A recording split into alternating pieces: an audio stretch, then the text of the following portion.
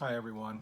I do hope that you're enjoying the content that PIMA is providing to you throughout this virtual meeting. In my 2+ years working with the Show Vision Committee and Association Management, I'm continuously impressed with the custodial care that your management provides back to membership, especially when they're offered the opportunity to present tools for your ongoing success. So again, I do hope that you're enjoying. For those that I haven't yet had the opportunity to meet, I'm Steve Everly. I am the Group Event Director for INFORMA Markets Engineering. A bit of background, we are the leading B2B event producer, publisher, and digital media business for the world's $3 trillion advanced technology-based manufacturing industry. Our print and electronic products deliver trusted information to the engineering market and leverage our proprietary 1.3 million name database to connect suppliers with buyers and, of course, also purchasing influencers. We do produce more than 500 events and conferences in over a dozen countries, and always connecting manufacturing professionals from around the globe.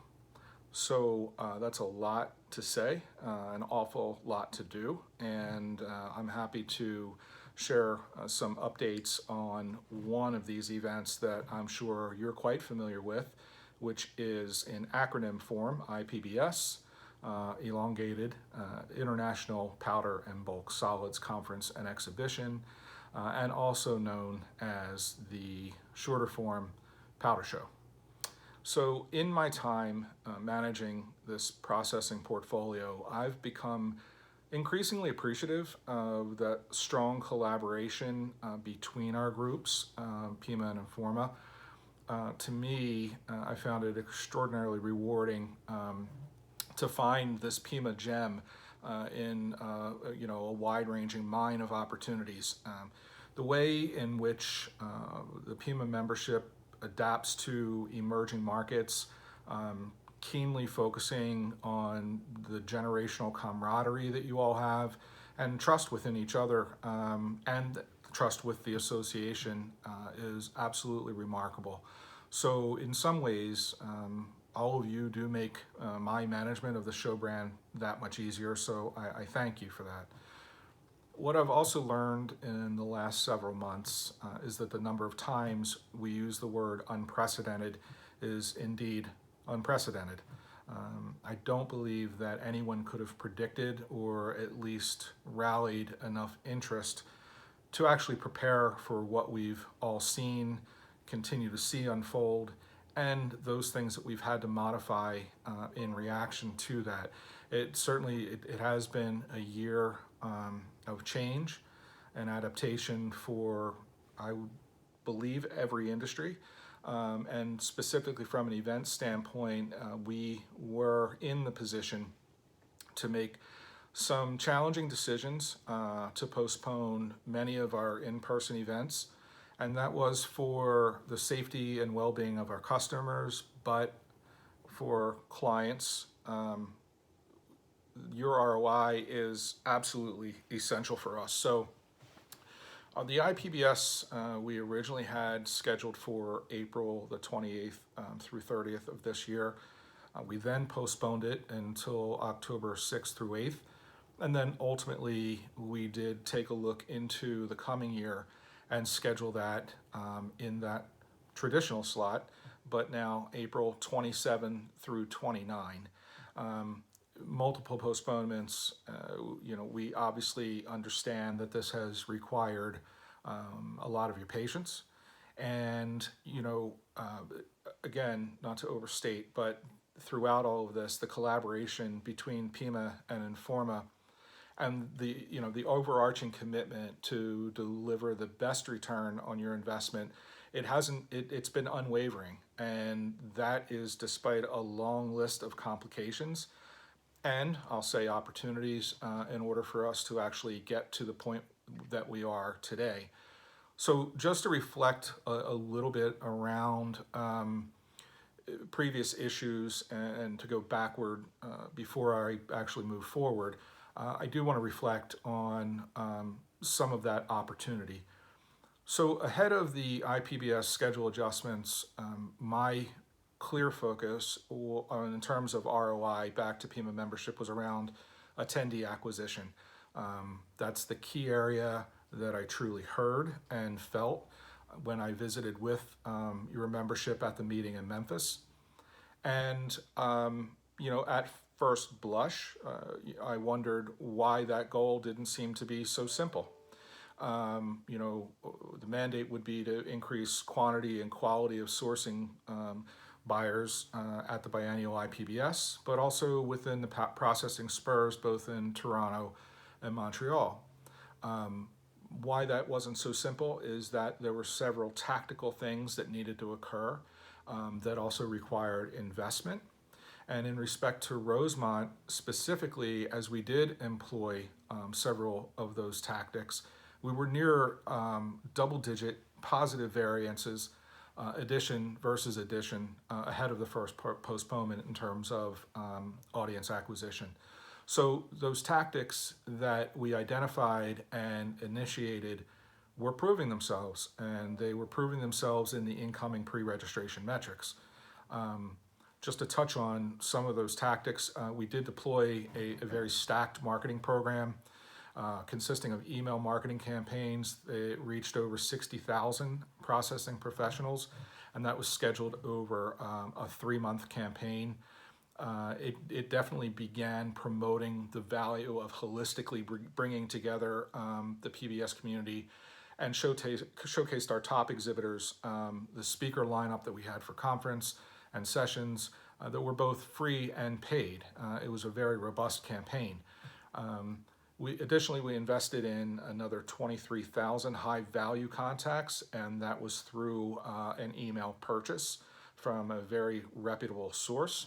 And then we deployed a direct mail campaign that reached an additional 9,000 INFORMA contacts, and that was through 2 direct mailings of a personalized invitation plus a flyer insert that was then followed by a postcard mailer, and then sending that out to targeted titles and industries. So in addition to that, we find ourselves in good fortune that we do have a media brand that's attached to the event, and we did make an investment in our media brand as well, and that was a promotion to 33,000 of our powder and bulk solid subscribers.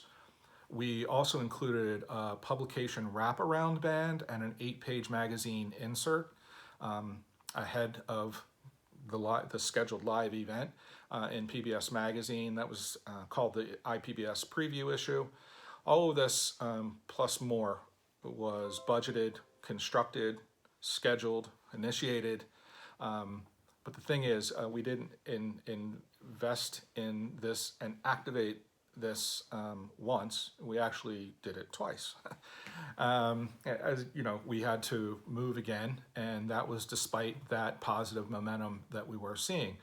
So to push back from our planning and move the event to next year, it was essential. And when you go back to core mission around ROI for the memberships and the event, what we experienced in the conversations with various suppliers were at times challenging. What didn't change is that between PIMA and INFORMA, we didn't have challenging conversations. It was an impenetrable alignment between us to ensure that when we did trade the event, it would yield the best possible outcomes for all exhibiting member companies. And that brought us to the dates in April of 21 in the same Rosemont location, in the same venue. Okay, so on a personal note, I think that we're all having to navigate through this agility, and that is framing it very positively. And I don't think that things will ever be exactly the same as they were. My daughter's planning to go to Vegas in a couple of weeks, and I was reminiscing on some of the great times I had with colleagues and friends at some of the Vegas buffets, right? So I don't anticipate that they're coming back any soon. But I do anticipate that many things in the live event space will actually be much better. In the immediate future, I do expect that you will see a much more focused and engaging buyer at the events. In the case of the first events that are going to be produced in the various verticals, I do think that you're going to see an eagerness that's reflective of pent-up appetite, not only for the networking and the conversations that you typically have, but also real genuine interest in this gap or this window where the solutions you provide will have that much more meaning for the people that you're talking to. So for those of you that are already committed to the event, thank you for your agility and your patience. We do appreciate it. For those of you that are still considering, I'd ask you to please consider more thoroughly as we move forward. As I mentioned, we have invested quite a bit multiple times in ensuring that the outcomes of our event in 21 will be the best possible under the circumstances.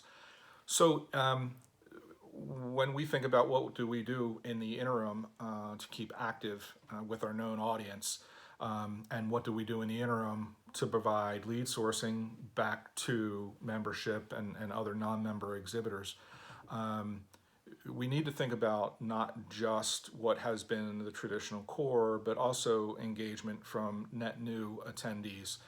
So for us, again, that equation is relatively simple. We invest more money. This is a long game for us. Hybrid live events and digital opportunities will be with us for a very long time to come. We need healthy, sustainable, and most importantly, valuable opportunities to connect buyer and seller. So I'm excited to share that registration has opened for the October 1st Powder Show Digital Flow. Wasn't easy to come up with that naming convention, but that's where we landed, the Powder Show Digital Flow. Digital event is free to attend. It offers a wide range of learning and sourcing and networking opportunities for participants on both sides of the aisle. We've developed this event, Powder Show Digital Flow, to ensure that the community can continue to learn and network during this window between live events. So truly community continuity. This is only the first of our digital offerings in this space. We're doing plenty of others in our other verticals. And while nothing can truly replace the value of in-person trade shows, expanding your voice through digital and virtual offerings will enrich the live show experience that you have, will enrich the investment that you make and what you yield, and our target to keep the not just domestic but also global industry connected all year round is in front of us. So we will kick off IPBS, the Powder Show Digital Flow, with a keynote panel that will discuss the state of the sector today, explore the challenges and opportunities that lie ahead in a post-pandemic future. This will be moderated by